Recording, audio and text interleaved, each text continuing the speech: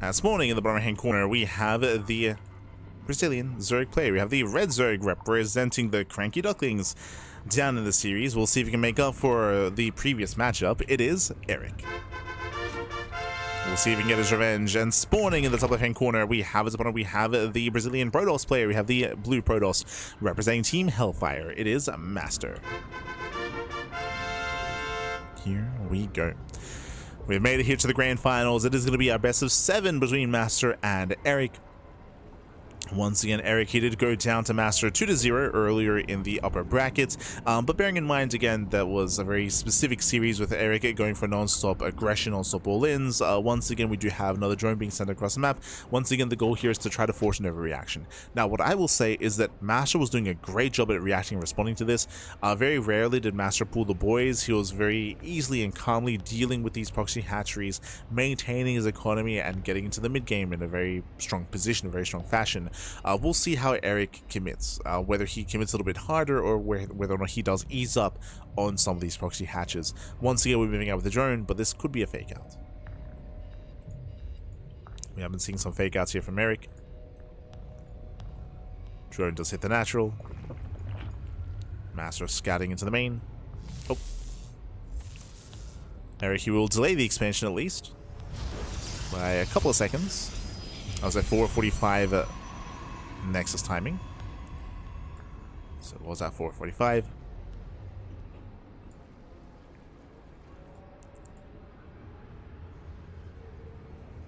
Meanwhile, again, disrupting some of the mining in the main. And behind this, we're building up. We're taking up here. We have a gas geyser, we have a spawning pool. We have been seeing, instead of a third base, just that proxy hatchery in the main base as well, trying to force the probes to be pulled. But again, like every game so far, MasTeR's been very solid when it comes to his reaction, when it comes to getting his battery up, when it comes to minimal reactions and minimal responses, and just dealing with this as efficiently as possible. Once again, Erik does go for the proxy. And this should force out a shield battery, and it should also force the first Oracle to stay at home.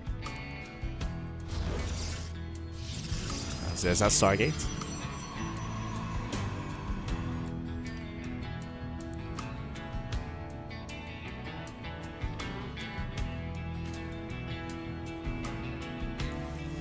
It does mean that typically the Oracle defense is going to be easier here for Erik.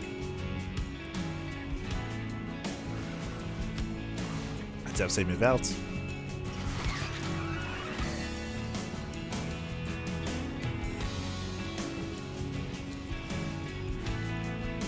MasTeR moves in.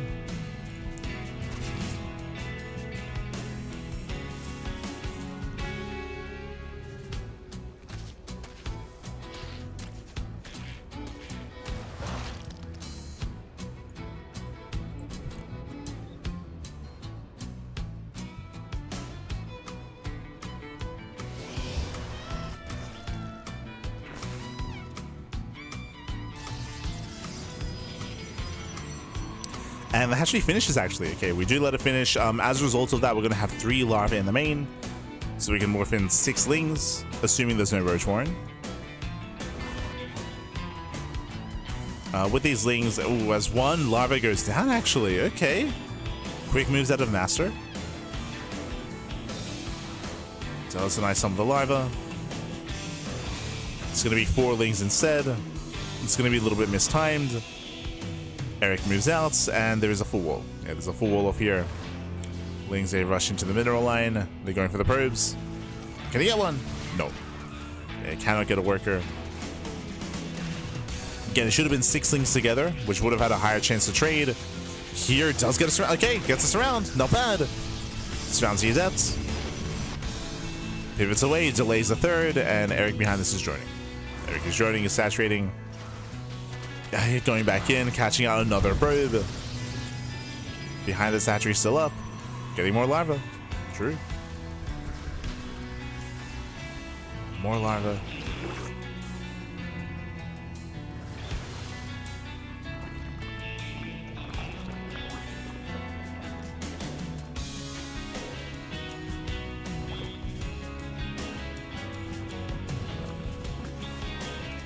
Once again, this is just keeping the oracles busy.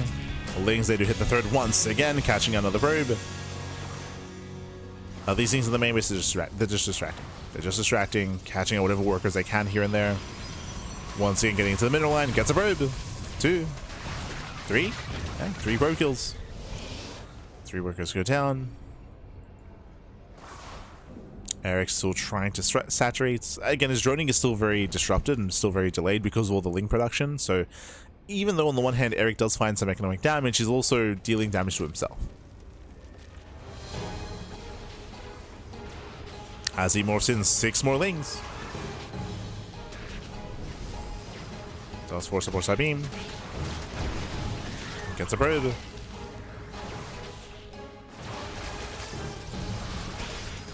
Ooh, surrounds the Stalker, not bad. Again, keeping that hatchery alive. Once again, gets into the middle line. Once again, gets 1, gets 2 more workers. Lings, they move back in. Can he get a Stalker? He can. Wow. Yeah, surrounds both Stalkers. The Oracle will help defend though. Protects the Stalker. We have 3 more Liva. Behind this, Erik is droning. Droning is saturating. We have 1/1 upgrades on the way. 4th base as well, going into Hydra Tech.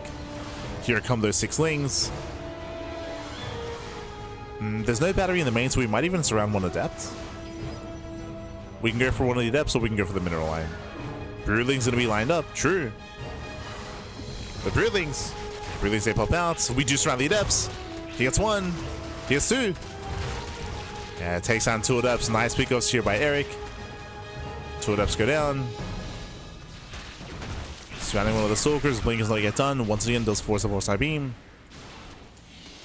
It's forcing energy. Another probe. Another 2 probes in the main. In the natural. 3, 4.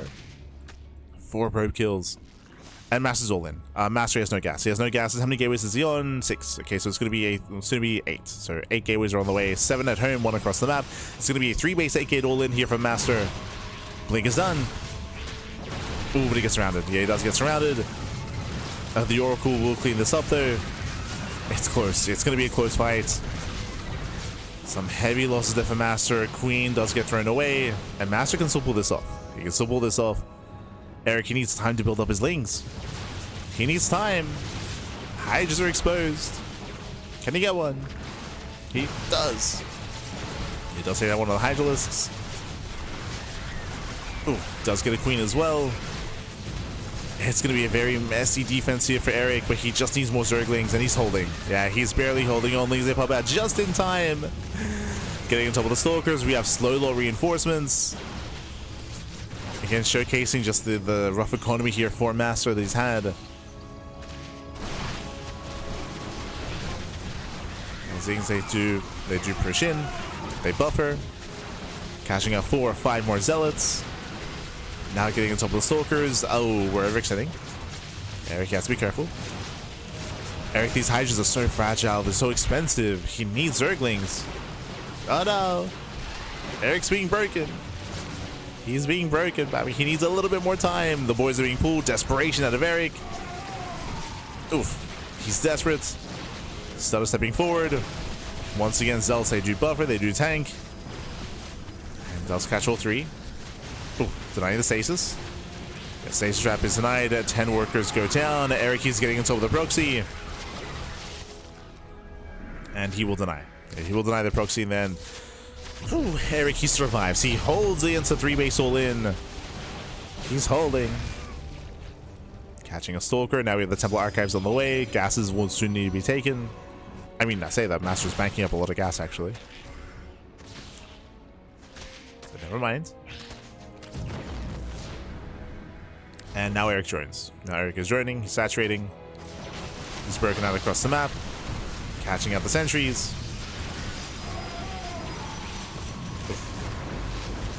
Yeah, 4 sentries going down. The wall is wide open.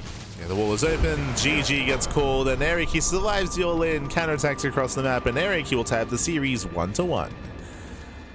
Whew. GG. GG, well played. Almost non-stop aggression there out of Erik with the proxy hatchery. It paid off. This time it did pay off. We saw that how many waves did we see? Like 3, 4, 5 waves of Lings in the main base, making them 6 at a time, of course. They eventually did pay for themselves, catching out Stalkers, Adepts, Workers here and there. Slowly did add up, and eventually MasTeR, he was forced into a 3-base all-in, going for an 8-gate setup.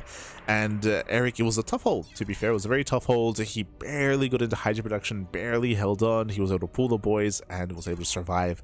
GG, well played. With that, we have a back and forth. That's all I want back. We have a back and forth series. We're tied up 1-1, and we're loading into game número 2. Oh, it's been a while. It's been a while since we've featured this map. We're going to be loading into Title Citadel for game number 3.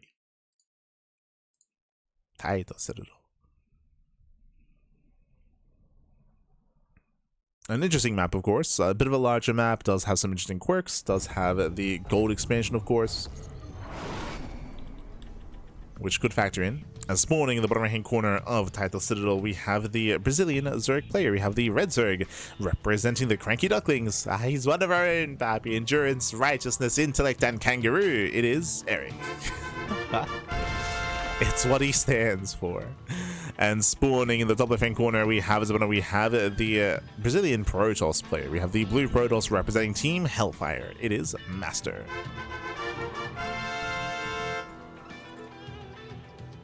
Here we go.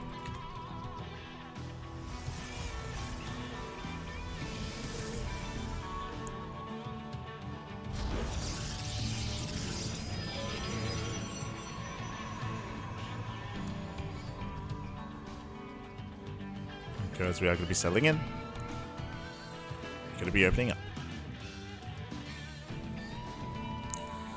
From here we're opening up, we're getting into our own initial setups here. Once again, Erik, he actually this time does move out with the drone. So for a second time here, he moves out with his worker. I do expect to see this every game of the series. Last game, the proxy hatchery was well worth it for Erik. This time though, I would imagine that Erik's going to be a little bit less intense about it, and maybe use it a little bit, maybe rely on it a little bit less as well, and more willing to cancel. We'll see. I mean, it did take a while for Erik's proxy hatchery to really get going last game. It was well worth it. Drone moves in, and we'll soon set up.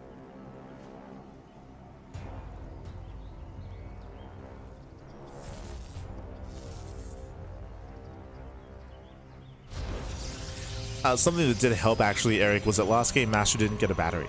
Actually, like, it's been very common to see a battery thrown down next to the pylon in the main base, but did not get one last game, and that's one of the reasons why Stalkers and Adepts were being surrounded and cleaned up, as there was no safety battery alongside it. Alongside the defense. There's that proxy hatch. Is going to be thrown down.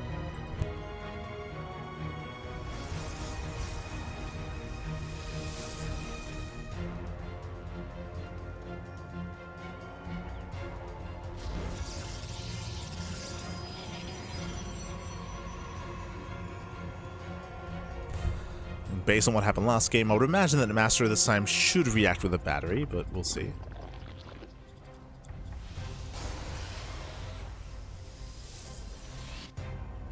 So the hatchery's on the way.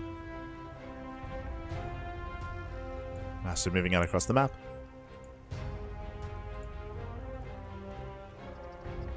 So let's move out. Erik cutting workers a little bit earlier here to make those extra Lings. He does need them here against the Adept. This time, yep, safety battery. If you remember, there was no battery last game. This time, safety battery in the main. It should be a much more secure defense.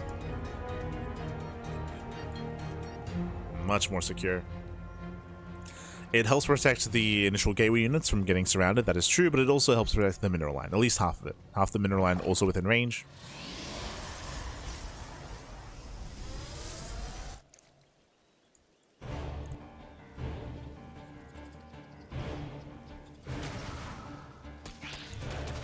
Shade in. Oh, very quick spore.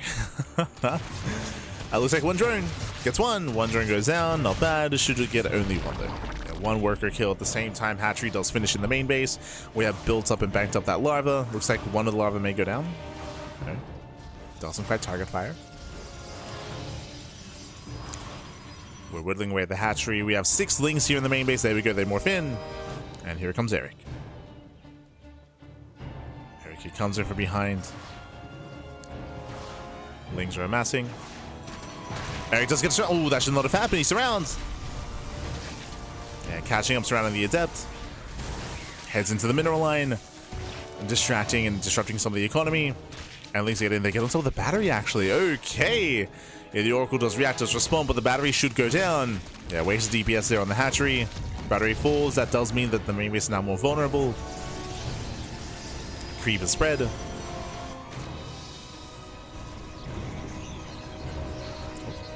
There's a battery in the main. Sorry, in the natural mineral line. There's a battery. Ooh, Jeff gets surrounded. Not quite. Bit of miscontrol there by Erik. Yeah, bit of miscontrol, gets a bit of hull damage. We could have seen the dead Adept. Ooh, probes are going to be going down. Getting one, getting two. Getting three. Oof. 3 probe kills. Another worker goes down. Getting up to 5. 6? Jesus. And we make the queen. The queen is made. The queen gets up. Behind this, Erik is droning. Erik is droning, is saturating. We can reinforce with this larva. There we go. Link production has begun. Going for the injection. Is this worth it though? Now we have 3 adepts and a zealot. You see he's targeting the adept. The Oracle's here to support. Adept goes down. Massive pickup. Okay, not bad. Takes down the adept. Does rotate into the natural.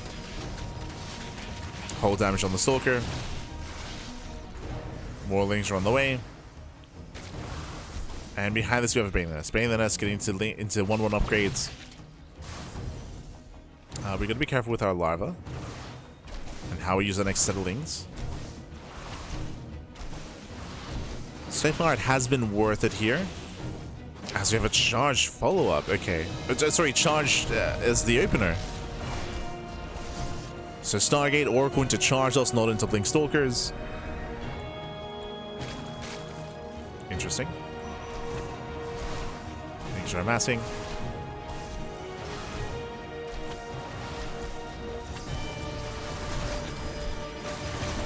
Broodlings get a surround on the Zealots. Things, how do we approach this? Just trying to buy a little bit more time. Picks off one. No, he doesn't get it. Oof. One Zealot goes down. But nothing major. This was a cleaner defense, and now no more hatchery. No more hatchery, no more larva. Whew, MasTeR he has held, he's defended, and behind this, it looks like he's building up into a massive all-in. Going for early charge builds like this means we're going for an early timing attack. We're going for an early push with charge lots, with Archons, or with Immortals. We're waiting for the War Prism. That's all we're waiting for. Waiting for the Prism, then we can push. MasTeR does hit the third. Oof. Gets into the mineral line. 6 probes. 6 probes go down. We have more lings on the way. Behind this, Erik is cutting workers at under 3 base saturation at 51 drones. So lower economy here. Mass ling into Hydra. Got range upgrades on the way. Hydra speed on the way as well. Yeah, a little bit premature. Erik throws away a lot of Zerglings there.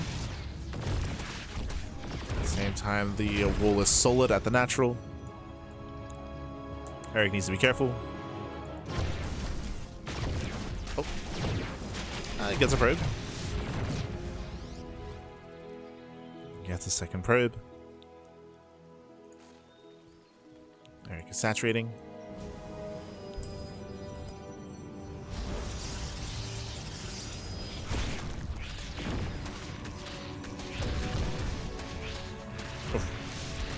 Oh my god, we're catching out a bunch of workers. And gets us around. No, the Immortal. Yeah, the Immortal gets surrounded.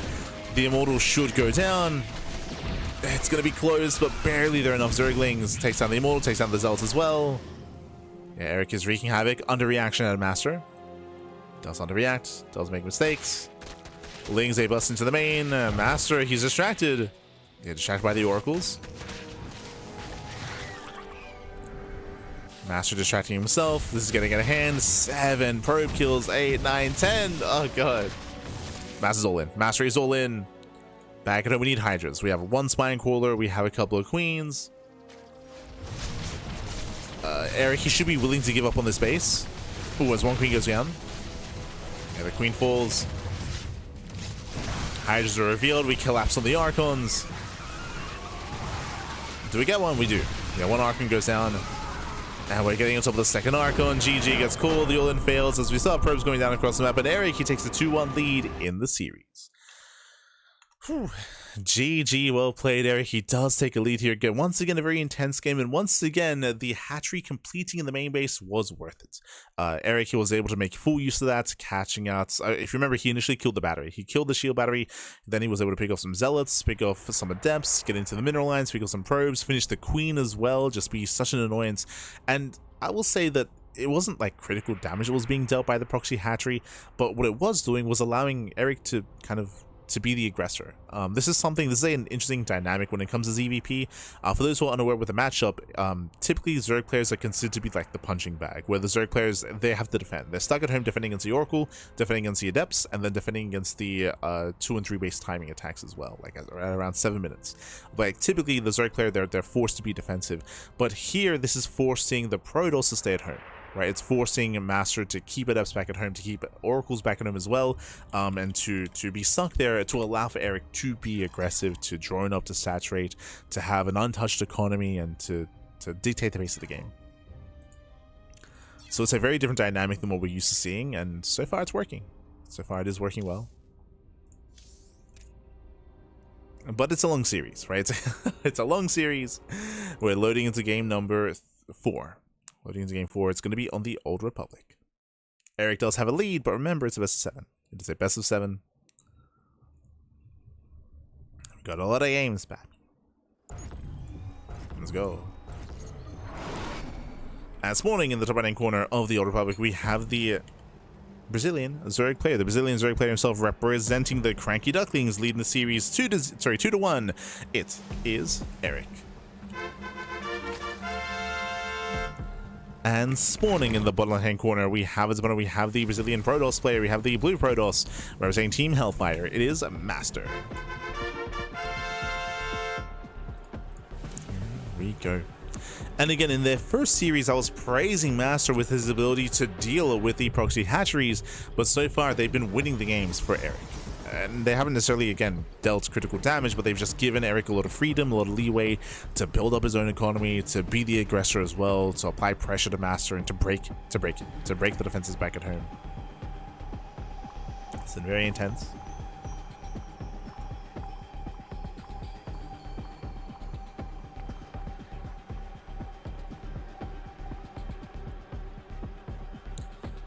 As Erik does move out, once again with that drone, once again going for the hatchery. And after the first 2 games, the last 2 games, I feel like MasTeR, he needs to take this a little bit more seriously here, in regards to keeping the first couple of Adepts back at home. Last game, one of the reasons why the battery was exposed and the battery went down is because MasTeR moved out with the first 2 Adepts. Straight up, he moved out with them to try to harass across the map, failed to get damage done, and he lost that battery, and everything just snowballed from there out of control. This time, I would imagine the MasTer's going to be a little bit safer.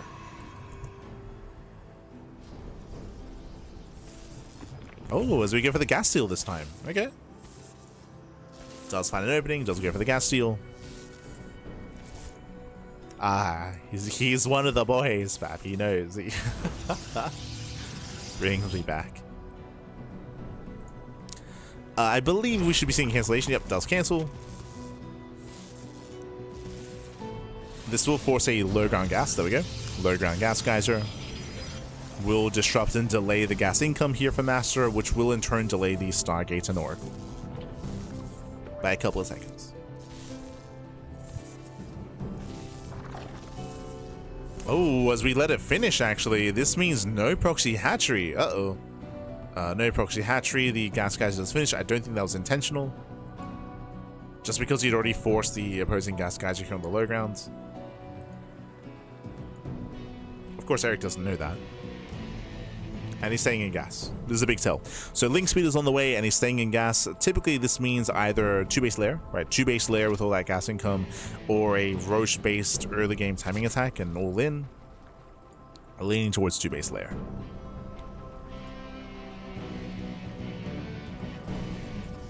As things, they poke into the natural. They catch a probe. They get 1. Do they get 2? They do. Oh, that's close. Oh my god, barely not. One pro for two lings. Not a bad trade for Erik. There's a Stargate on the way. Getting into delayed Stargate. And we're waiting for the lair at this point. We're waiting for the use of all this gas. So we have enough gas for it. And now Erik is droning.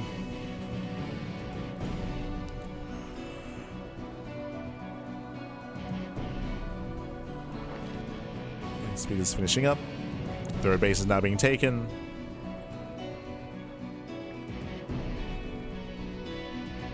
He's holding off. We're soon to have 200 gas. Again, what's all the gas for?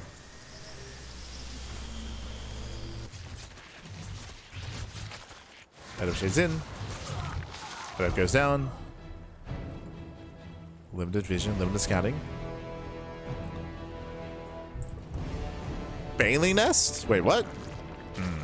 Okay, we're fully rolling off. We're fully rolling off here with our Evo Chambers, with our Bailey Nest, going into 1-1 upgrades. Now we see what the gas is for. It is not for a fast lair. It's going to be for fast upgrades. Interesting. 1-1 upgrades are often not really gotten in ZvP. The reasoning and the rationale for this is because carapace upgrades are less efficient, less effective, because Zerg units against Protoss units, I mean, they already just die instantly anyway, right? It's like there's a lot of splash damage available with Immortals, with Colossus, with Storm, with Charge Lots. Typically, the melee upgrade isn't, the carapace upgrade isn't really worth it just because units are dying so quickly anyway. But we'll see. We'll see how this works out. Prioritizing double upgrades is a bold move. Very often in ZvP, you just skip +1 carapace, you just go 1-1 upgrades, +1 melee and +1 range when going into like Ling Hydra heavy compositions.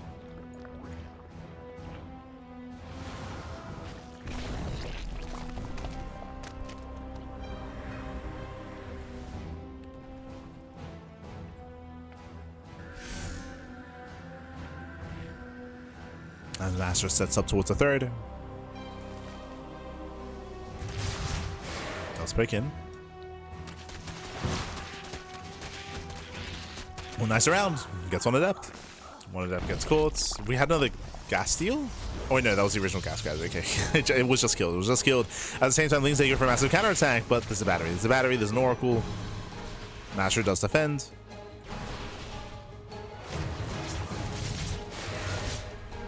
Oh, stasis goes off. Very nice stasis. And now we can commit. We can commit to the Shade. Does confirm that there's nothing to kill. Gets 2. 2 drones go down. Almost 3. Okay, nice damage so far. There we go. 3 up to 4 drone kills. Oof. Get some rough losses here for Erik. At the same time, does try to shade in. There is a full wall here at the natural. Does fully wall off. And that gets surrounded.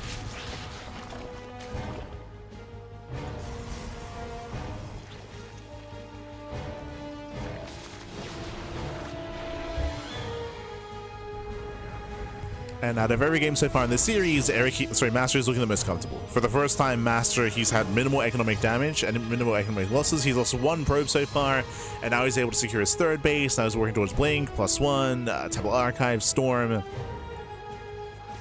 MasTeR is looking very comfortable this game. And Erik's in trouble. Erik's in trouble. He's falling behind. He has a worse economy. He's double expanded to make up for it. So worse economy, worse tech as well. He's now working on range upgrades.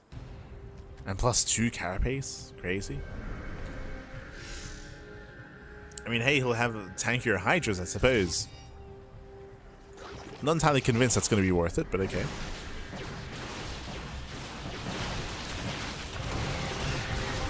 So it goes up. MasTeR breaks down that front door, pushing into the 4th, and is looking to force a cancel. They attempt to engage. There's a Pulsar Beam. Pulsar Beam is activated. Hold position Oracles. Nice thing, counterattack. Oh, sorry, Bailing Run by actually. But the probes survive.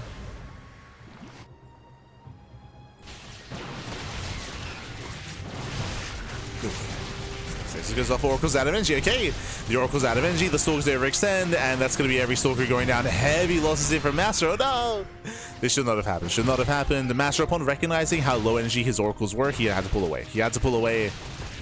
He had to respect that fact, and he did not. And these are expensive losses from MasTeR. Oh my god, losing how many? Losing 13 Stalkers. So very efficient trades here from Erik, bearing in mind he traded mainly Zerglings. So very efficient trade. Hydras are moving out. Charge only just now beginning. Oh. Lings, they get one Stalker. That wasn't quite worth it. Throwing away a lot of Zerglings. So Hydras are amassing. And Erik, he's still somewhat drones. He's on 3 base saturation. It's still a very low drone counting for Erik. And Erik is teching. Instead of pushing across the map, he's taking up in towards Hive Tech. Now that we invest into Hydras, this could be for... he's got +2 carapace. I'm leaning more towards Lurker Tech, but technically, if we start +2 melee here, then it would be a sign of Ultras. But yeah, there it is. +2 range, so it should be Lurkers. That would make the most sense in my mind. If not Lurkers, then at least just Lingbane, Hydra, Viper.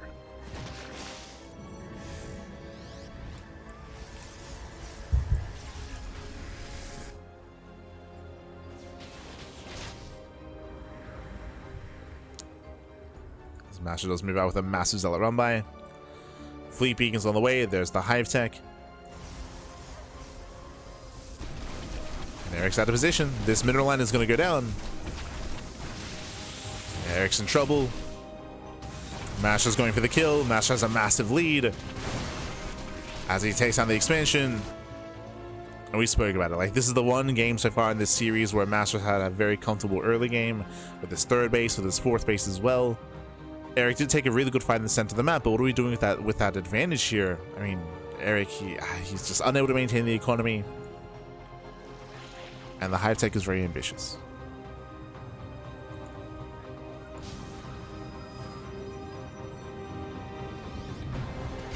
I don't think this army can be dealt with. If Erik had some Lurkers, then I do see him defending. It's a very slim chance, but he could be able to defend. Without a Lurker Den, without Lurker Tech, like, I don't know, papi. Show us the storms. Collapsing in. Go for a storm on the Hydras. Oof, here comes the second storm. Still with two storms left. Oh my god, the storms, they connect.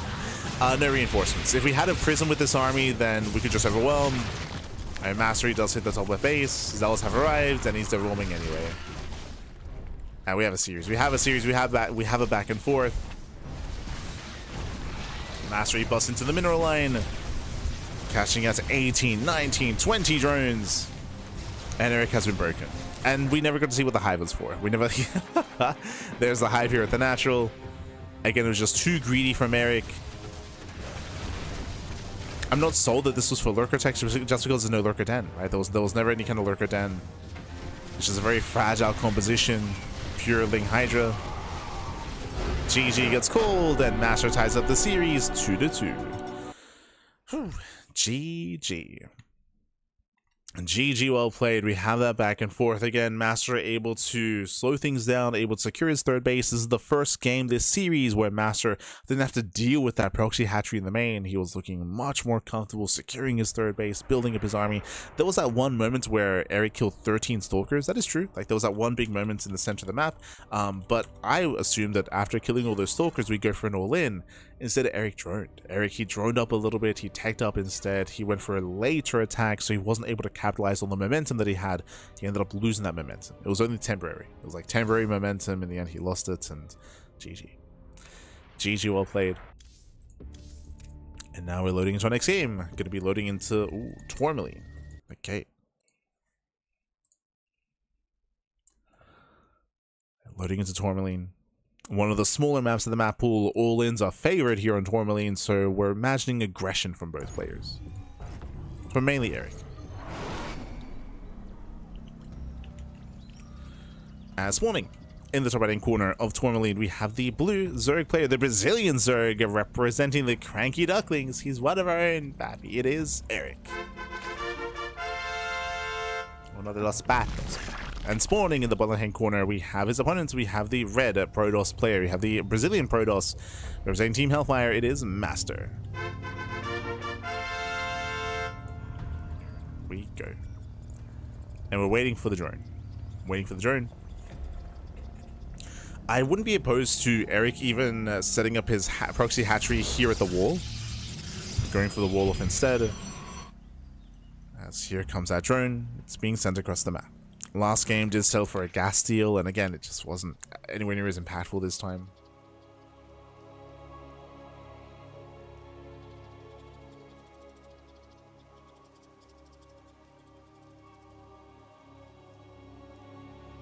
As the drone moves out, we have rallied here to the low gun just to delay.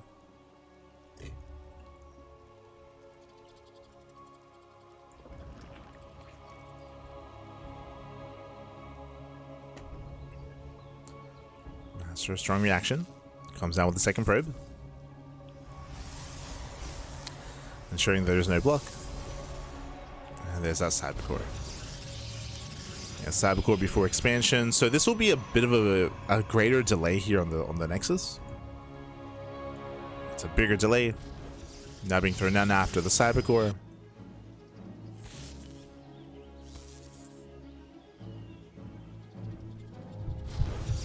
This time no gas steal. As he was quick, that feels quick. No gas steal. Drone is very low.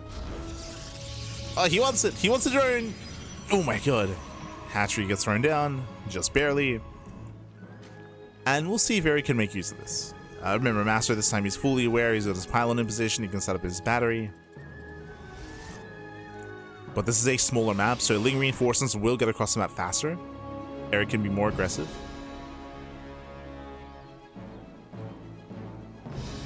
Oh.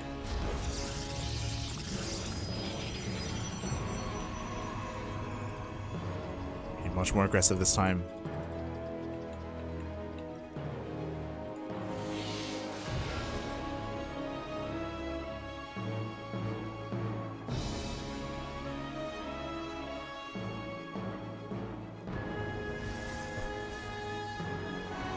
This is a Stargate.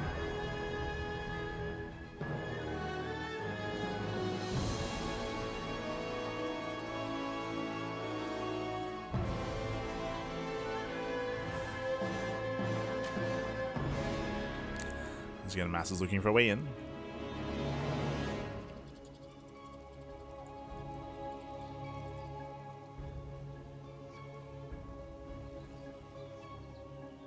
Hatchery does finish. Once again, we're banking up that larva. Ooh, okay. This time a very different reaction. MasTeR going not for the Oracle, but for the Void Ray. The Void Ray will be able to clean this up faster. I mean, bearing in mind that this hatchery finishing and completing has been a big issue here for MasTeR this entire series. So killing the hatchery that much faster here with the Void Ray does make sense. It's an alternate solution here. And it will minimize damage over time quite more heavily. Much more heavily here.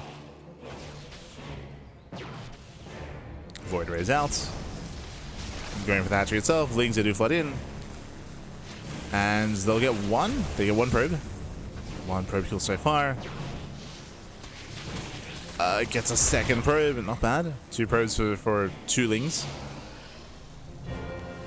Yeah, 4 Zerglings left. Diving on one more worker. And this time does get it. Okay. 3 for 6. 3 probes for 6 Lings, not bad. Hatchery goes out, we have 6 more Lings on the way. 6 more Zerglings.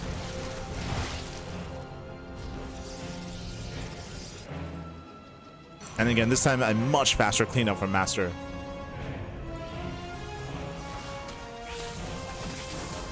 He does this this round. Nice worker micro.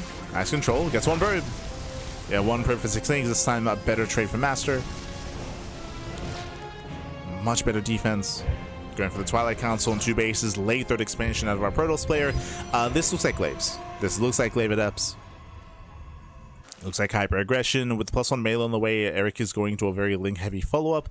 And there's a high chance that he skips Banelings. If he skips Banelings, then he might just die. So this is a very, very concerning moment here for Erik.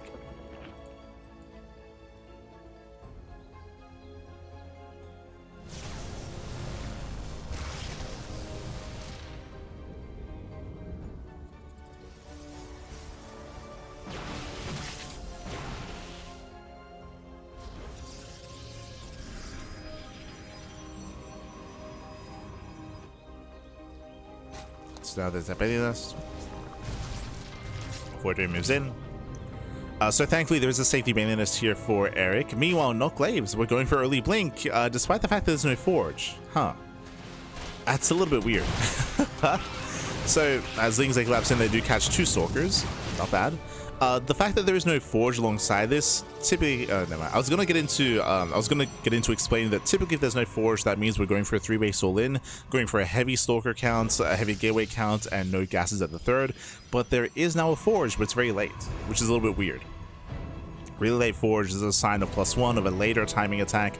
Blink finishing up this quickly means that MasTeR can be active early on and can threaten the bases of Erik. Specifically, he can threaten the 4th base. There's that chrono. The downside, of course, of the early blink timing is that the upgrades are going to be very late. So late +1, late upgrades. Leads into a worse mid-game. But we'll see what MasTeR can achieve.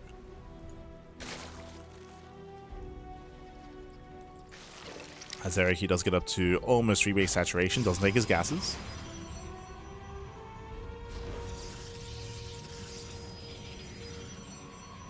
Gases, investing in all the upgrades. Blink is now done, and we don't see MasTeR moving out.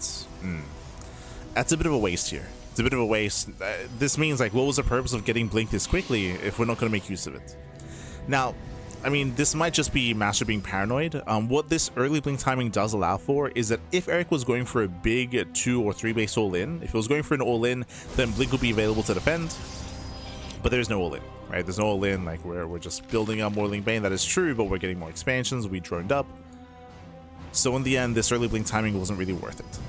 We could have gone for it. We could have gone for it at a more standard timing, and it would be in the same place, except with faster upgrades.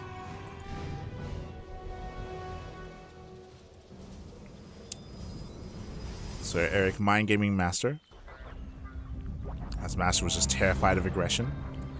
From here, now working towards Storm until eventually +2. Erik on the flip side is late to drone, but he is droning up actually. He is somewhat droning. Now, when it comes to our mid-game here, a lot of it comes down to when Erik cuts worker production. Right now, Erik, he's on 68 workers, and he keeps droning. Okay, he does keep droning up. Now, getting into the mid-game, I do favor MasTeR's position. Yes, his upgrades are lopsided and they're delayed, but MasTeR has Storm, right? He has a bunch of High Templar, he has a bunch of Storms.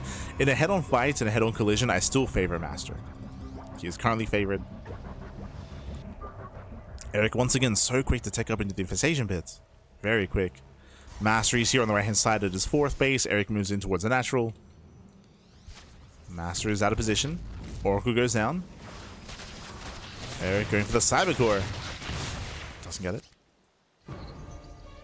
Doesn't quite get it. Lings, they poke in on the right-hand side. Erik, he does get the Archon. Oh no, the Prism! Ooh, Prism goes down as well. Nice pickoff.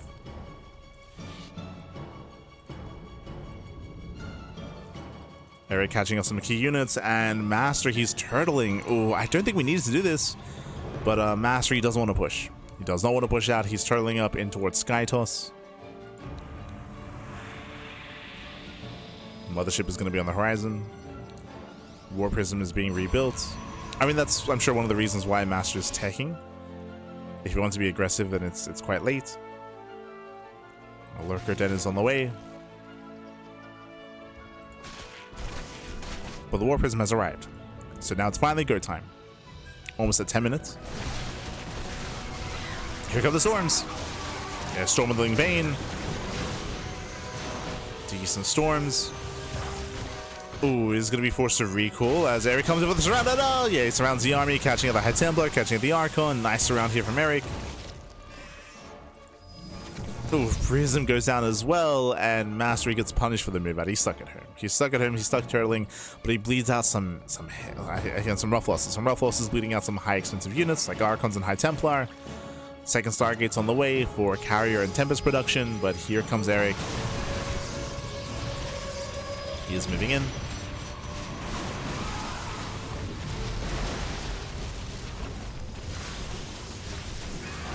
Storm takes the army back. We have flanking Storms coming in as well.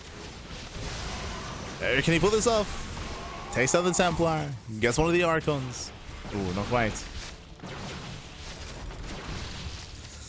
Once again, a crazy blink out of MasTeR as MasTeR is overextending. He's getting caught out. Oh, he's running out of storms. You can see the Head Templar, they're out of energy. The Head Templar, they're out of energy. They're out of storms. He can pull back to an energy overcharge. Force him within the Archon. Head Templar gets started down. And I don't know if you noticed, but Erik, he actually sniped the Observer. He sniped the Observer. Lurker Den is done. Even if MasTeR holds here, and MasTeR is holding, by the way, Erik can back off and morph in Lurkers. Ooh, but these are expensive losses. Okay, pulls away.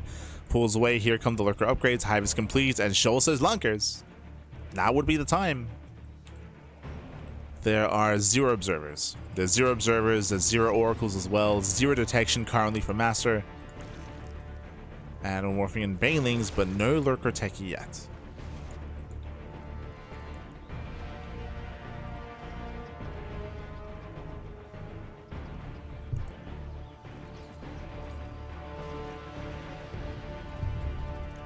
And no Lurkers for the time being.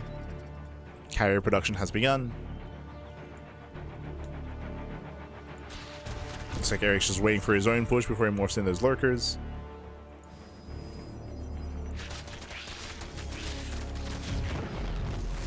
Erik is clearing off the rest of the map. Oh, catching up the Zealots. Not bad. And here we go. 13. The Lunkers, papi. 13. 15. Jesus. 15 Lunkers morphing in. That's a lot of Lurkers.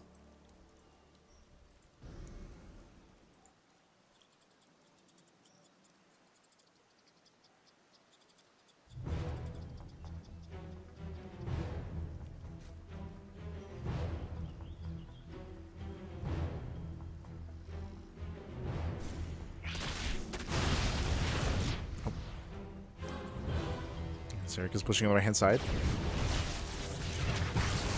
Lurkers get within range, the carriers are revealed, Spire instantly gets thrown down, going for the Spire, going for Corruptors.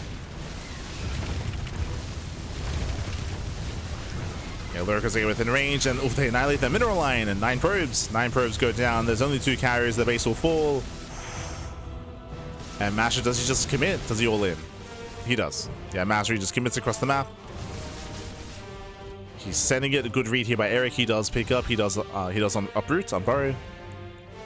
He's racing home to defend, and again, it's all or nothing. Either Erik defends against this, or he dies.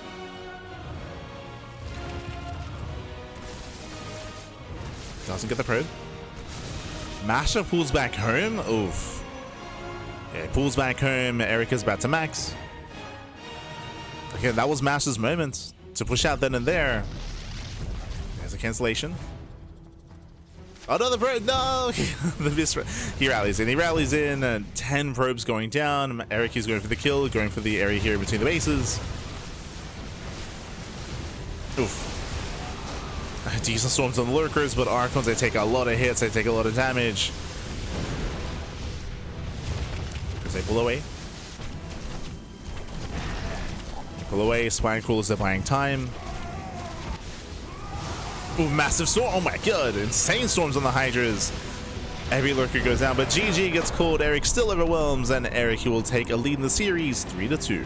GG. Whew. GG, well played. Erik will take a lead in the series. Again, MasTeR, he had a very hard time keeping up with Erik, punishing him, I should say. Erik got away with a lot of greed. If you recall, I was a little surprised that MasTeR, he didn't hit that early blink timing. We saw early blink, which didn't really achieve anything. He went into Storm, of course, where there was maybe a window of opportunity, but in the end, he recalled back home, if you recall. Erik was able to surround the army, collapse on in, and of course, break that 4th base. GG. GG, well played. As Erik was able to stabilize and get up to 82 workers, a solid economy for one of the first times this series, by the way. As Erik, he's not very prone to droning. He doesn't drone much at all, but this game got up to 80 plus workers. GG. GG, well played. With that, we're now getting into our next game here. Going to be loading into 10,000 feet. Let's go. Let us go. And again, there was a window of opportunity for MasTeR to push in before the Lurkers really got up and running, but again, he recalled back home, he didn't quite commit. One of the other reasons is, you remember, MasTeR, he lost his prism, so he was delayed, right? He had to wait for the war prism to be rebuilt, so there are other factors that did delay MasTeR. Let's go. Spawning in the bottom right hand corner of 10,000 feet, we have the Brazilian Zerg player. We have the blue Zerg leading the series 3-2 and 1 game away from claiming this best of 7. It is Erik. Quack. And spawning in the top left-hand corner, we have the red Protoss player, the red Protoss himself, down in the series, but only just. We'll see if he can tie things up in 4C ace match. It is MasTeR for Team Hellfire.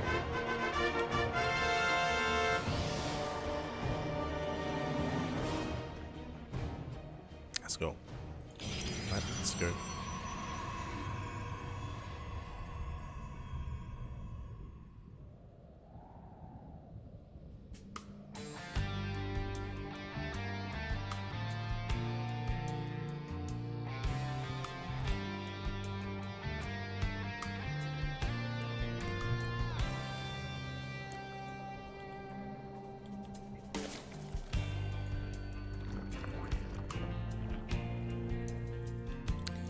From here, Erik is going for his own hatch gas pool. Once again, he sends out the drone across the map, and he will delay the expand of MasTeR. We'll delay the expansion. As always with Erik, I'll be honest, like he has a certain style that he kind of like looks into for a period of time, and right now it is clearly this opener in this build. Every game he's gone hatch gas pool, and every game he has gone for the hatchery inside of the main base of MasTeR. It's inspiring to me, at least, to like try something different, I should say, like in ZvP. For my own personal games, like ZvP has always been like something that I've... Oh no! The drone! Ooh, the drone goes down. Massive miscontrol out of Erik. He was not paying attention, and that means that MasTeR can chill. He can just chill, get into his own opener here, get into his own Stargate, into his own third base, and I feel like Erik's style so far this entire series has been heavily reliant on that proxy hatchery. That is no longer a factor though. Not in this game. It's not going to factor in. What I was going to get at is that personally, like, ZvP has always been an issue for me when it comes to just trying to figure out how to play and how to approach, and Erik's always been... I always go to Erik's builds every now and then. Erik. If you recall, that's how I won my my Basilisk Big Brain Bout Share match. True. Thanks to Erik.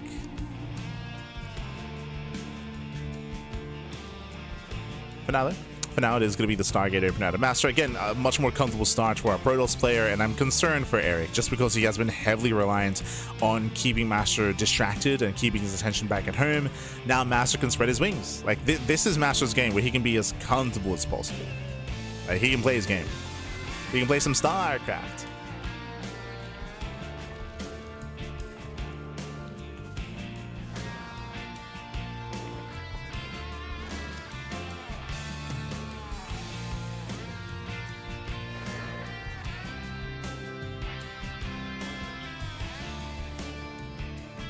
As Erik is joining, saturating, claiming his third. Building up in 2 bases, the Oracle is on the way. Here he comes. The Oracle is coming. And again, it's going to be up to Erik here to minimize losses, to keep up. He does make an extra pair of wings. He will delay the third. He will delay the expansion. And this droning once again going for 1-1 upgrades. I'm still not entirely... You know what? I might even just message Erik after the next Amantes about this. I'm not entirely sold on the carapace upgrades. I do understand they do at least help the Hydras a little bit later on when it comes to the mid game.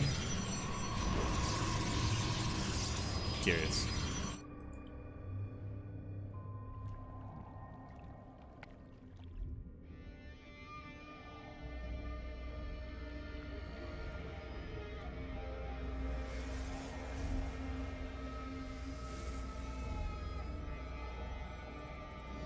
But I know if Erik gets it, it's for a reason, and I'm curious if it's just because he's so Ling heavy, right? Like you've been seeing game after game after game, like he's very, very aggressive and very active with Ling production. He's very light on drones.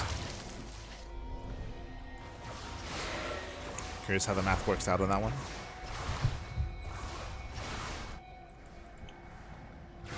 Oh, as it take him into the middle line. Yeah, he does commit in. Drone's going to be going down. Oh, brutal damage.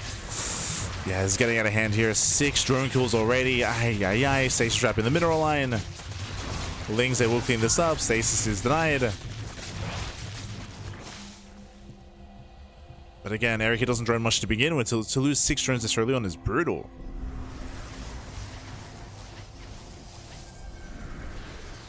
Lings, they attempt to counterattack. MasTeR can now saturate. Oh, looks like there was a bit of a pause. Some latency. So that was affecting Kamikaze's matches earlier. Looks like we have a little bit of that here as well.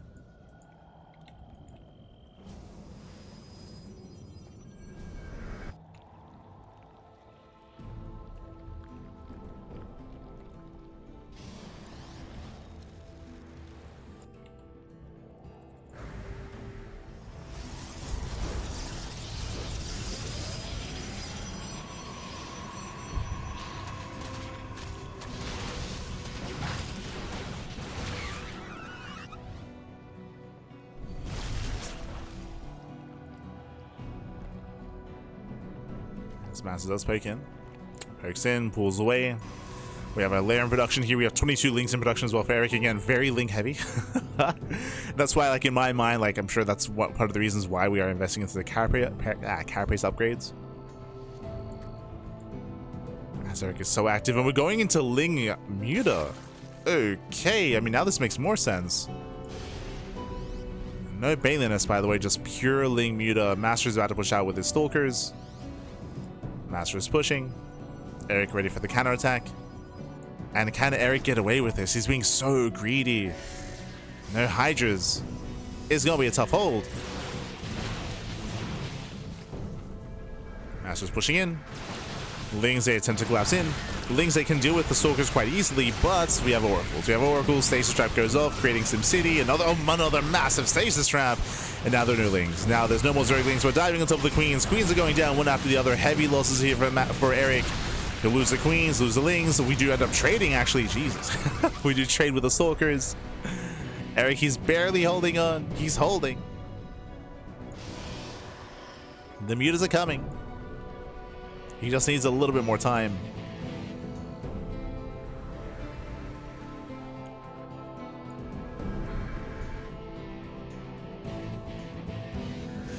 He needs more time. MasTer's pushing forward. Sending back the Zerglings. Getting on top of the hatchery. The Stasis Trap does connect. And we come with this around. Yeah, it comes with this around. The Oracle's late to activate, by the way. We have that Oracle. The Lings, they surround quite well. Oh, that's a lot of Stalkers falling. That's a lot of dead Stalkers. Nice target firing here from the Queens. They do focus on the Oracles. It's still a messy fight, though, when the Stalkers come out on top. Wow, the Stalkers, they still come out on top.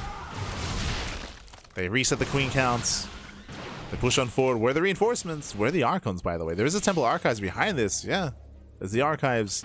Archons would have been so good to support this army. To be fair, MasTer doesn't know there are no Hydras or Roaches. Now he should be. Should be aware. Here we go. The Archons now morphing in. It's a little bit late. Muta production has begun. We have 9 Mutalisks in production. And Erik, can he make them pay for themselves?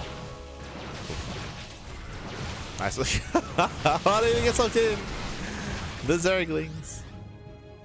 They get locked in, Bappy. As MasTer is building up a death pool of an army, and sure, Mutas, they can harass, they can buy time, they can distract here in the bases, but there's a world where MasTer sees the Mutas and he just pushes. He just pushes across the map and just kills. Here comes MasTer. He is moving out. At the same time, Erik, he's just now hitting the main base.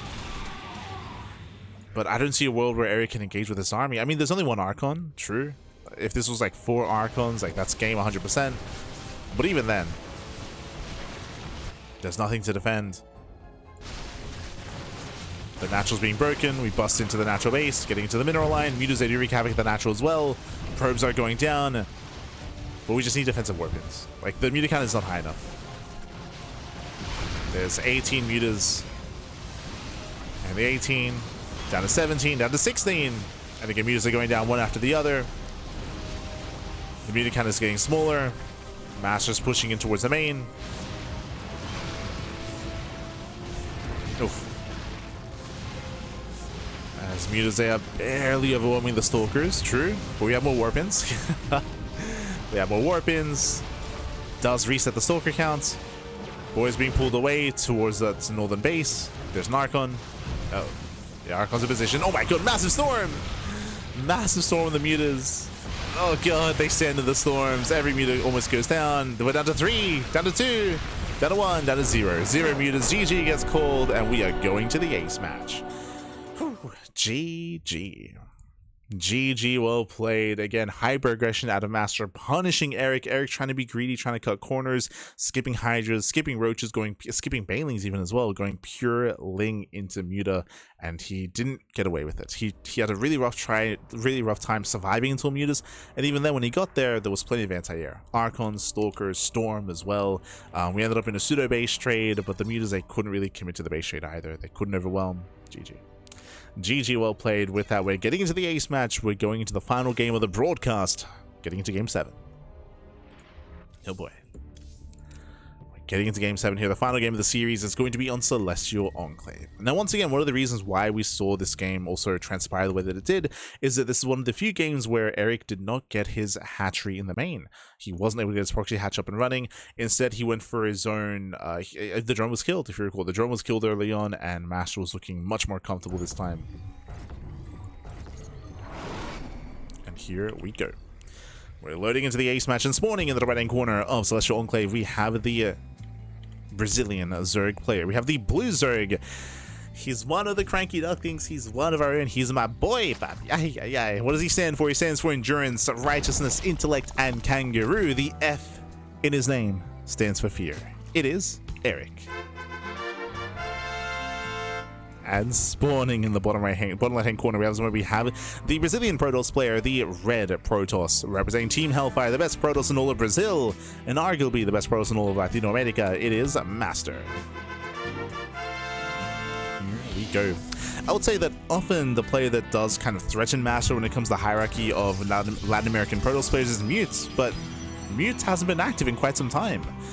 Mute was very active last year, 2024, 2025, but coming into 2026, I just realized that I don't think I've seen Mute actually play too much.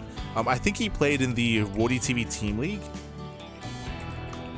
but outside of that, I haven't really noticed him. Hello. We're sneaking in. We do skirt the drone around the edge of the map, and there is a way directly into the main base on Celestial Enclave. There is a worker path. There is a worker path into the main.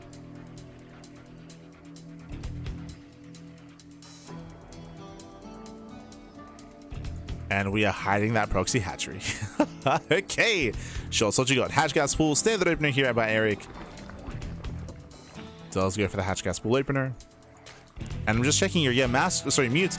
Mute, he played in the ZvP Winter Championships in the qualifiers, and he played in Copa Giants Cup in February, and we haven't seen Mute since February. So in my mind, like, again, we haven't seen him in months, and we haven't. I mean, in my mind, we haven't seen him since last year, to be fair. So we did actually see Mute play a little bit in January and February, but he's been absent. In his absence, MasTeR, best Protoss in Latin America. True.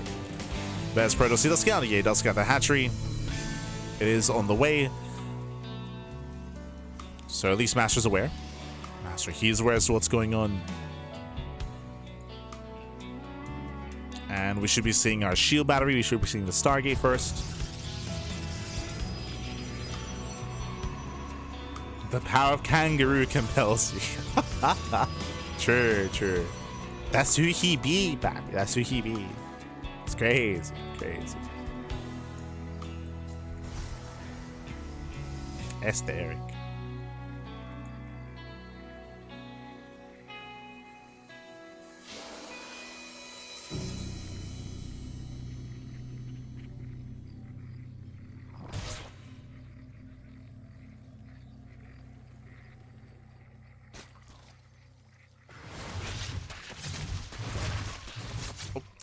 As the depth stage, you poke into the mineral line.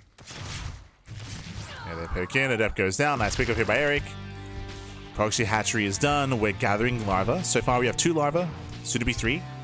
And once we have that 3 larvae, then there we go. We have 3 larvae. Now we can morph in 6 lings. Erik moves out. Ideally, you want to line this up. You want to line up the aggression. And there we go. We have 6 lings on the way. I believe this should be lined up with ling speed, more or less. And we'll see if Erik can surround the Stalker. The Stalker is exposed. And we'll see if Erik can sneak up. Okay, you can see MasTeR. Yeah, he's being careful. He's being careful with the Stalker. Doesn't want to get surrounded. Battery's on the way. And MasTeR, he does pull back. Does pull back in time. Does not get surrounded. Lings, they poke in. Oracle's in position. So far, so good. MasTeR's holding. Lings, they pull away. We're preserving these lings. The Oracle does give chase, and we're burning energy. We have 3 more larvae. We can morph in 6 more lings. Right now we have 4 in the main. And we're waiting for them. Ah, Erik's supply block. No, that's a big supply block for Erik. Yeah. He throws down 2 more gas geysers. He can now morph in lings. He's droning. He's teching. Okay. Here come the Zerglings. 6 lings now on the way, but again, that was a brutal supply block. I did slow Erik down. So he's going to be down to 7 Zerglings in the main. And again, he's taking, right? Layers on the way, gas, Evo chambers on the way as well. Once again, as we tried to emphasize previously, this is just keeping his opponent busy. It's keeping MasTeR busy here. Extra warp bins, Oracles at home as well. If MasTeR moves out, then he might start losing units. So this is just keeping MasTeR busy. Erik back at home, getting into 1-1. Upgrades are on the way. Hatchery will eventually go down. Erik, he does hit the 3rd. He wants the 3rd base. 6 more lings. Erik, he's distracting the Oracles. Ooh. The Oracle's out of energy. Now would be the time. Yeah, now would be the time. The Oracle's out of energy. Lings, they move in. Getting on top of the pylon. The pylon will go down. That's force to cancel. We're banking lings in the bases. Jesus. We're banking up the Zerglings. Oracles, they do take notice. You notice this back. Things they pull away. Ooh, yeah, a bit of miscontrol. Bit of miscontrol. Erik, he was distracted. He distracted himself. MasTeR, he's holding. He's holding, he's defending. The hatchery finally goes down. Erik, he wants an Adept, and he's going to get 2. He might even get all 3. He does. Wow, all 3 Adepts go down. Very nice pick up here by Erik. Behind this, we still have 3 larvae. We can still morph in something. Oh, no! Not anymore. Not anymore. All 3 larvae goes down. Nice cleaning up to MasTeR. MasTeR defends. MasTeR, he finally does defend. Behind this, Erik, he's getting his 4th base up and running. He's building up into Ling Hydra with his 1-1 upgrades. And how many gateways do we have? We have so far 4, soon to be 8 gateways, but we are taking gases, or at least we should be because of Storm, because of the Archon production. Wait, hold on. So Archons are on the way, and yeah, we are taking. So Forge for +1. Storm has begun as well. MasTeR is building up in towards the mid game. He can still go for an early push with the Warp Prism, but this is a bit of a shaky move out. So the Warp Prism has arrived. MasTeR, he commits, but he's going to be careful because he's fighting without Storm. He's fighting without upgrades. It's still a relatively small army. So MasTeR is going to be careful. Does have charge. No blink. Setting up the stasis traps. Lings, they do buffer. Zealots are going to be going down. Cashing out every single Zealot. Can they get on top of the Archons? Oh, it's going to be close. Yeah, it's going to be close. Clutch transfuse. Oracle goes down. Oh my god. Clutch save with the Archon. And he breaks through. Yeah, MasTeR is breaking through. Takes down 2 queens.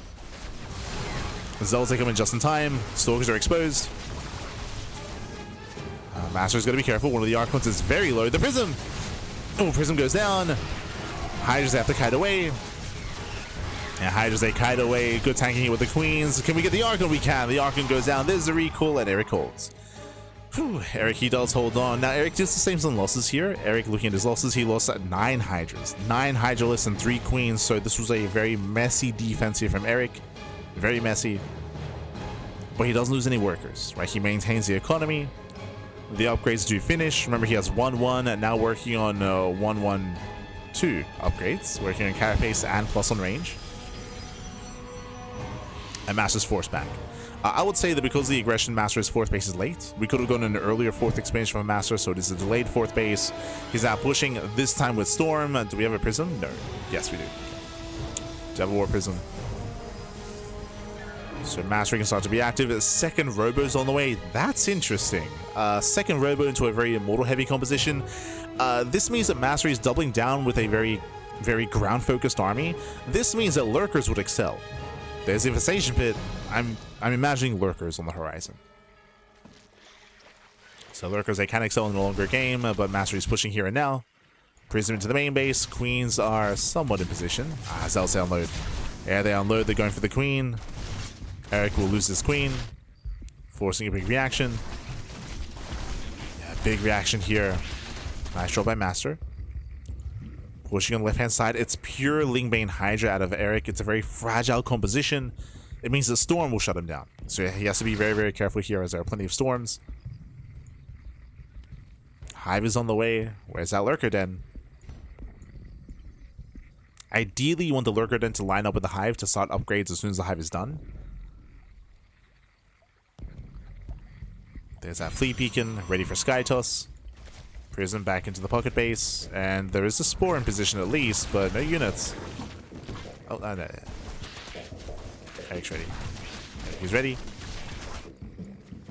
You see Erik trying to collapse here on the Prism. Prism barely does survive. Hive is almost done. What's the plan? There it is. It's late. Lurker Den is on the way. Again, it is a little bit late here. Ideally, you want this lined up with each other. But we're heading into Lurker Tech. And because the Lurker Den is a little bit later here, there's going to be a window. There's going to be a window in time where MasTeR can push before the Lurkers are ready. So there is a window where MasTeR can pop off.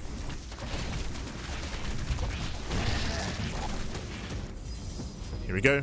Here he comes. He's going for a split push. He's going for a split push here.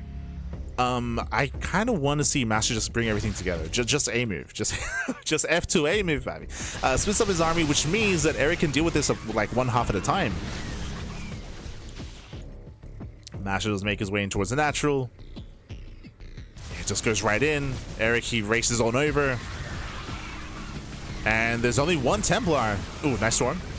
Yeah, very nice Storm. Softens up the Lings. MasTeR, he will kill top left. And Erik's just being torn apart. He's just being torn apart. He's just being torn apart here. Again, Erik has no Lurkers. Without Lurkers, it's going to be a tough hold. He does surround. Comes in for the surround. Does catch the Immortals and one of the Archons as well. So Erik, he will defend, but at the same time, this, I mean, as we mentioned before, Erik, he can deal with the army one half at a time. Again, this is only half the army for MasTeR, so Erik, he holds. If everything was together, I believe MasTeR just kills. He's still killing. Like, he's still overwhelming. 10 drone kills. Ay. Critical damage in the main. 10 drones going down. Erik is hurting, and now we finally start the Lurker upgrades. But as you mentioned, like that window of time where Erik doesn't have Lurkers, it's still open. The window's still there. MasTeR, he's about to max. He's about to max out. And remember, he has a second Robo, so he can make 2 Immortals at a time if he so chose to. MasTeR, he saw the Lurker Den, so I would want to see additional Immortals. For now, making the Observer.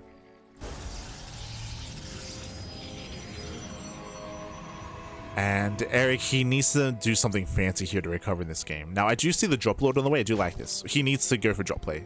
He needs drop play, counterattacks. Takes down the War Prism. That's a good start.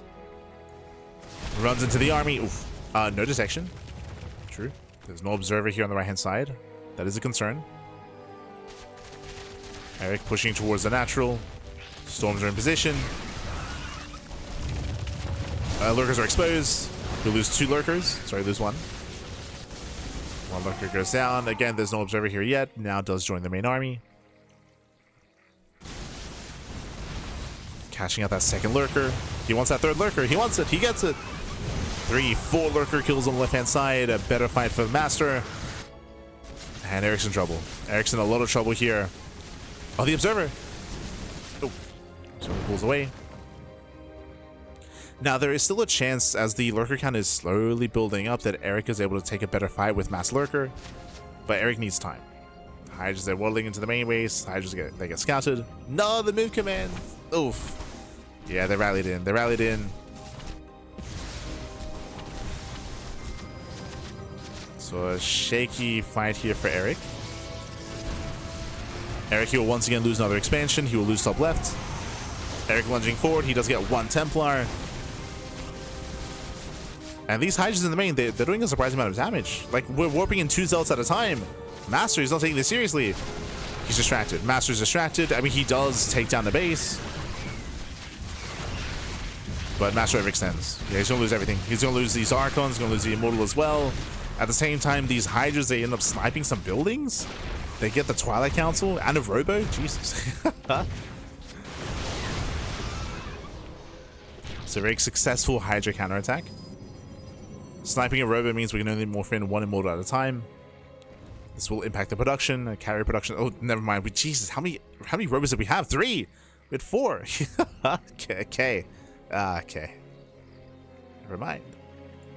Plenty of Robos. So MasTeR is still favored. He's still favored. He's still going Mass Immortal, Mass Carrier.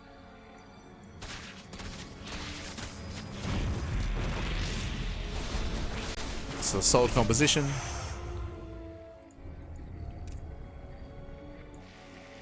And Erik's economy is lackluster. Like, Erik, he can't really keep up with MasTeR, not with such a low economy. Just now taking another expansion. Once again, the best chance for Erik, outside of counterattacking, is to fight the army 1/2 at a time, just like last time.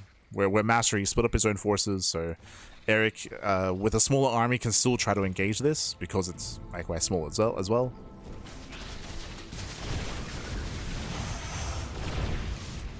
And pulls away, bleeds out a couple of Hydras. Tempest production has begun. And the reality here is that Erik is not ready for the Sky Toss. Now, there's only there's 4 Stargates. We're only making 1 unit at a time as MasTeR is maxed. But the eventual Sky Toss transition will kill Erik. He needs a Spire, he needs Corruptors. Hydras on their own are not going to be good enough if we get into a higher Sky Toss composition. Right now, I think it's just 1 carrier. No, 2. It's 2 carriers and 1 mothership, so there's not too much in the sky. So it's okay for now, but only for now. And here comes the split push once again. And we're going for the counterattack. We're going for the counterattack here. Erik, he defends top left. He has plenty to defend. And MasTer's main army, where are we going? A little bit indecisive. Oh, catching a Tempest. Tempest goes down. MasTeR commits. He commits, and we're going for the base trade. Again, Erik, he cannot deal with his main army. There are just so many Immortals. So Erik does counterattack. We're trading bases. And MasTeR, though, he's pushing in towards the natural. He's pushing into the natural, pushing in towards the main. MasTeR is doing more critical damage. Erik counterattacking on the left-hand side as well. We'll see if he can catch up. There's a lot of Templar here. There's a lot of Templar. And is MasTeR paying attention? Is he looking? He is. Or is he? The Lurkers. Oh my god. Yeah, Lurker Shot goes off. That's a kill, not a cancel. There's the first storm. Ooh, he moves in there. Yeah, he moves within range. Lurkers, they go to town. They take down most of the Templar, but we're trading Lurkers for Templar. MasTeR turns back around. He's racing back home. When you see Erik pushing into the natural, and it's a one-way trip. Erik cannot get out of here. He can't leave. Where are we going? I thought it was going to turn around. Never mind. MasTeR continues the base trade, going for another expansion. MasTeR will lose the natural and his fringe bases. Still has bottom right. That's where all the production is.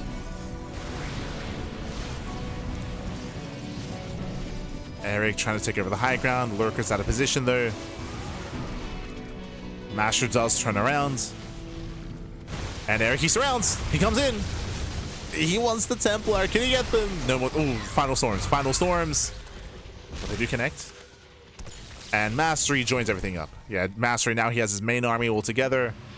It's a massive death ball. He joins up with his main army. Lurkers, they do hit the main. Erik has the high ground, but yeah, he has to back off. Again, he cannot fight head on. No, the Corruptors, no, they rally in. Oh my god, heavy losses there for Erik, losing 3 Corruptors. We can't afford these losses, Erik. Ay, ay, ay.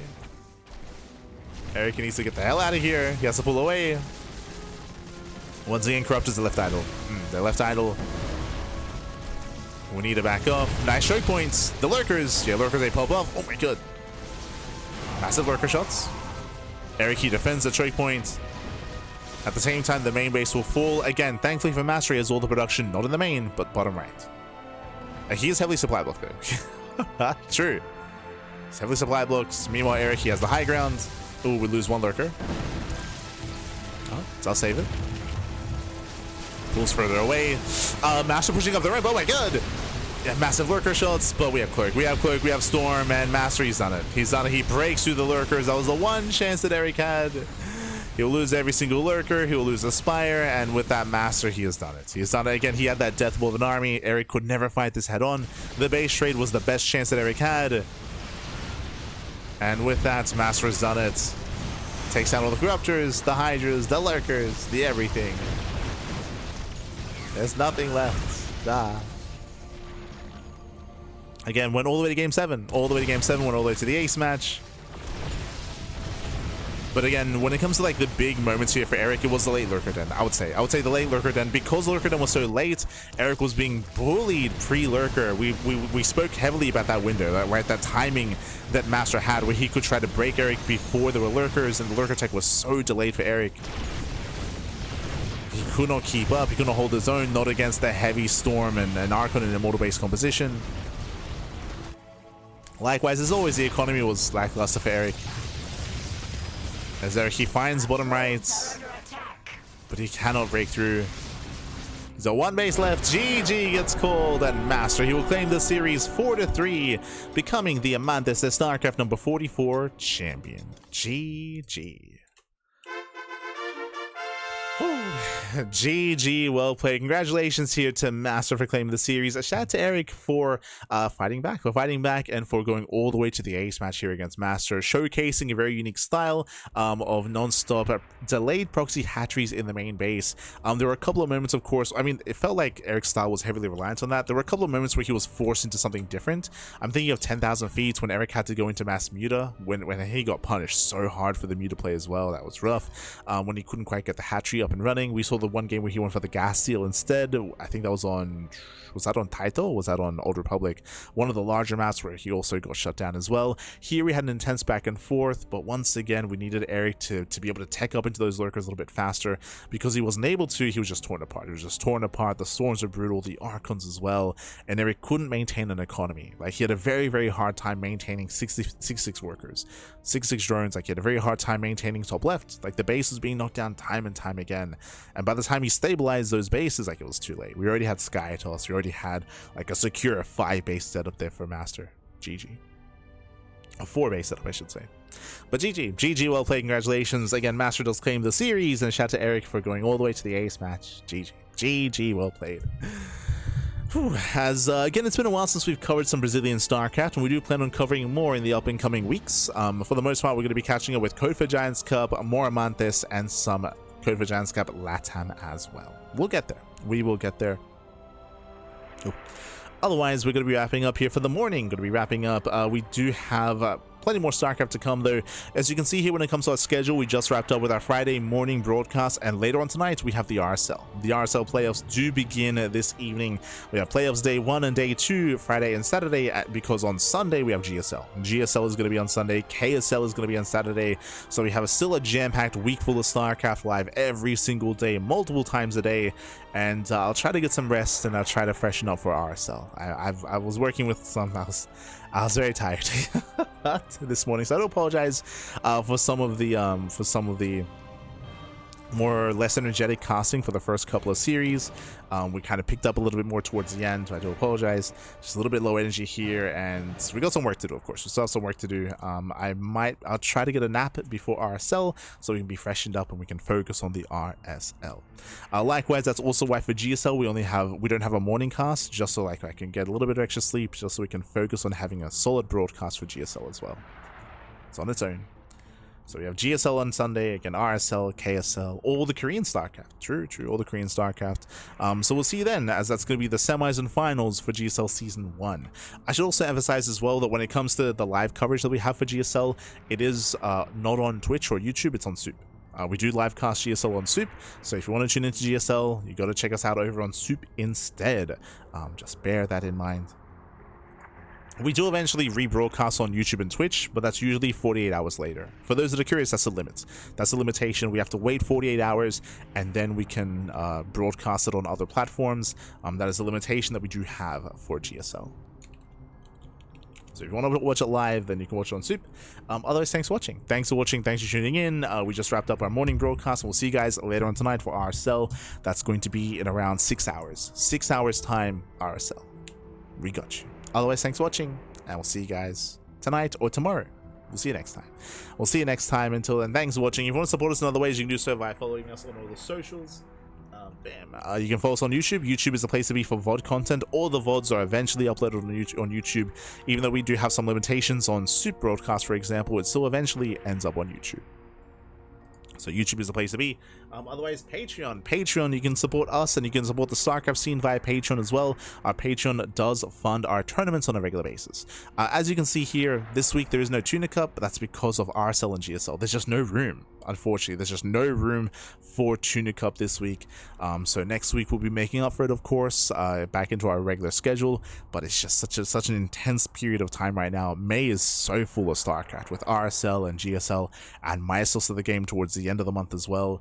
There's just a lot going on, and it's hard to schedule everything. It's difficult, but we're doing our best.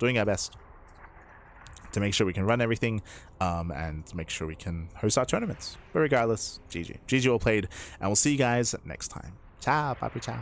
Hasta luego.